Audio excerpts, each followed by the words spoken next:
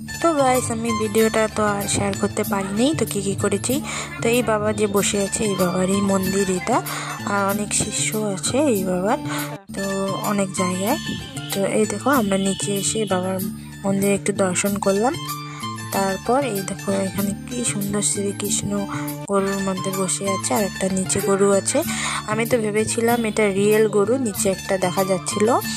আমি একদমই ভাবতে পারি নাই যে এটা বানিয়েছে, আমি ভেবেছিলাম রিয়েল গরু।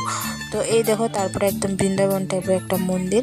আমার অনেক দিন থেকে আশা ছিল এখানে যাওয়ার, কিন্তু আমি যেতে পারিনি। তো এই দেখে আমার একদম মন শান্তি হয়ে গেল।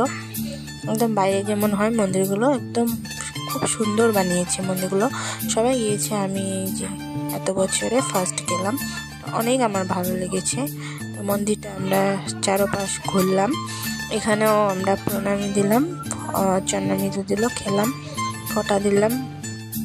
তারপর প্রণাম টনাম করে এই দেখো বাইরে কত বড় জায়গা এখানে, আর পুরো ফুল গাছও আছে। আর ওখানে ঝর্ণা টাইপের কিছু বানিয়েছে, যেটা মানে চালিয়ে রাখে নেই, বন্ধ করে রেখেছে।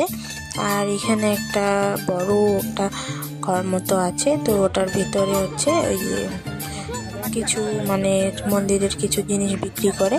তো ওখানে একটা বউ বসেছিল, আমরা কিছু নিলাম, আমি না, আমার জিজু ওরা নিয়েছে। তো তারপরে আসার পথে আমরা বিলাসীপাড়া রাসে গিয়েছিলাম। তো মোটামুটি আমার সব জায়গায় রাসই দেখা কমপ্লিট। আর কোচবিহারেরটা দেখিনি, দেখি যাওয়া হয় কি না বলতে পারলাম না। তো এই দেখো বিলাসীপাড়া রাস, একটু ঘুরে টুরে আমরা এসে পড়েছি। তো বাকিটা পরে শেয়ার করছি।